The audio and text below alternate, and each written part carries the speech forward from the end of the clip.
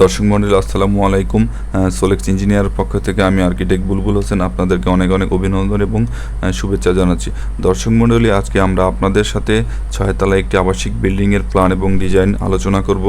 আজকে আমাদের project location হচ্ছে রংপুরে। আমাদের সম্মানিত ক্লায়েন্টের নাম হচ্ছে এটিএম শাকিরুজ্জামান। আমাদের সম্মানিত ক্লায়েন্ট শহীদপুর সরকারি বিজ্ঞান কলেজের একজন অবসরপ্রাপ্ত সহকারী অধ্যাপক। আমাদের ক্লায়েন্টের লোকেশন হচ্ছে হনুমানতলা আজিজ সড়ক, ওয়ার্ড নং 23, রংপুর সিটি কর্পোরেশন, রংপুরের মধ্যে। দর্শক মণ্ডলী, আপনারা জানেন একটি সুন্দর বা নান্দনিক স্থাপনা হচ্ছে একটি এলাকার ল্যান্ডমার্ক বা আইকন। একটি বিল্ডিং কখন ল্যান্ডমার্ক বা আসলে আইকনিক হয় যখন একজন স্থপতি তার সুন্দর চিন্তাশীল কাজ দ্বারা আসলে ফুটিয়ে তোলে এবং অনেক সুন্দর ডিজাইন হয়, তখন আসলে একটা বিল্ডিং ল্যান্ডমার্ক হিসাবে পরিচিত পায়। তো এখানে একটা বিল্ডিং আসলে সুন্দর করার জন্য বা ল্যান্ডমার্ক করার জন্য একজন আর্কিটেক্টের গুরুত্ব অপরিসীম। কেননা একজন অভিজ্ঞ আর্কিটেক্ট ছাড়া আসলে একটা সুন্দর প্ল্যান বা একটা সুন্দর স্থাপনা কখনোই নির্মাণ পসিবল না। দর্শক মণ্ডলী, চলুন তাহলে আমরা আজকে এই বিল্ডিংয়ের আর্কিটেকচার ফ্লোর প্ল্যান নিয়ে একটু আলোচনা করে আসি।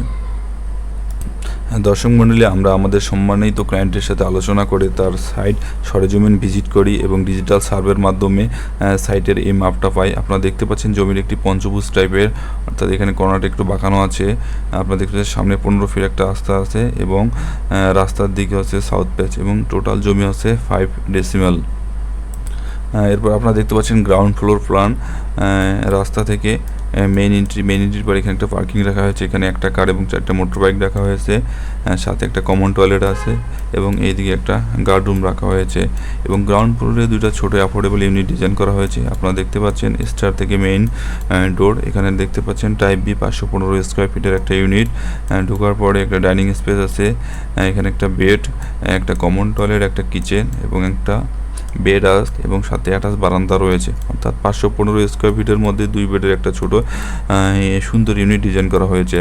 এরপর হচ্ছে আরেকটা ইউনিট 450 স্কোয়ার ফিটের, মেইন ডোর দিয়ে ঢোকার পরে একটা স্পেস রাখা হয়েছে ডাইনিংয়ের জন্য এবং এখানে একটা চাইল্ড বেড রাখা হয়েছে, একটা কমন টয়লেট, একটা বেড, সাথে বারান্দা এবং একটা কিচেন রয়েছে। অর্থাৎ মাত্র 450 স্কোয়ার ফিটের মধ্যে একটা 2 বেডের ইউনিট সলভ করা হয়েছে। দর্শক মণ্ডলী, এই 2টা ইউনিট হচ্ছে অ্যাফোর্ডেবল ইউনিট। দর্শক মণ্ডলী, এবার আমরা টিপিক্যাল ফ্লোরে যাব। আপনারা দেখতে পাচ্ছেন স্টার থেকে মেইন ডোর ঢোকার পরে টাইপ ডি, এটা হচ্ছে 820 স্কোয়ার ফিটের একটা ইউনিট। মেইন ডোর দিয়ে ঢোকার পরে একটা বড় লিভিং কাম ডাইনিং স্পেস আছে, সাথে একটা কমন টয়লেট এবং এখানে আছে মাস্টার বেডরুম, সাথে ক্লোজেট এবং অ্যাটাচ টয়লেট রয়েছে এবং সামনে বারান্দা রয়েছে। এরপর একটা কমন বেড রয়েছে এবং তার সাথেও বারান্দা সংযুক্ত রয়েছে এবং একটা 8 ফিট বাই 7 ফিট 4 ইঞ্চির কিচেন রয়েছে।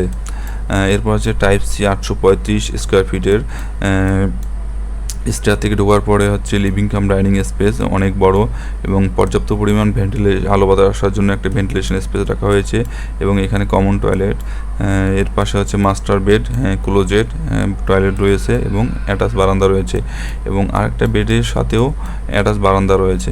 অর্থাৎ 2টা বেডের সাথেই আসলে বারান্দা রাখা হয়েছে। দর্শক মণ্ডলী, একজন অভিজ্ঞ আর্কিটেক্টেই শুধু আসলে সুন্দরভাবে প্ল্যান করতে পারে। আসলে প্ল্যান করার সময় অনেক কিছু বিবেচনা করা হয়, কোন দিক দিয়ে পর্যাপ্ত পরিমাণে আলো আসবে, বাতাস আসবে, বিকেলের প্রখণ্ড রোদ কীভাবে আসলে ঠেকানো যায়, সব কিছুই বিবেচনা করা হয় একটি সুন্দর প্ল্যান করার জন্য।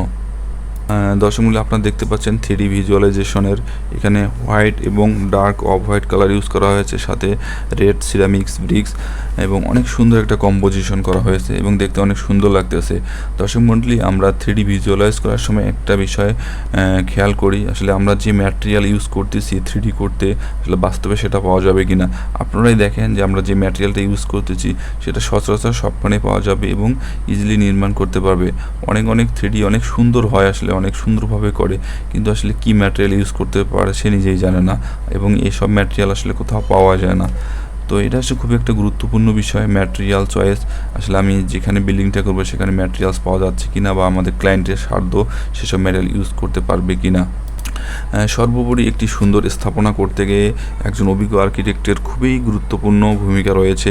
দর্শক মণ্ডলী, আপনারা যারা বাড়ি করতে চান তারা অবশ্যই একজন অভিজ্ঞ আর্কিটেক্টের পরামর্শ নেন।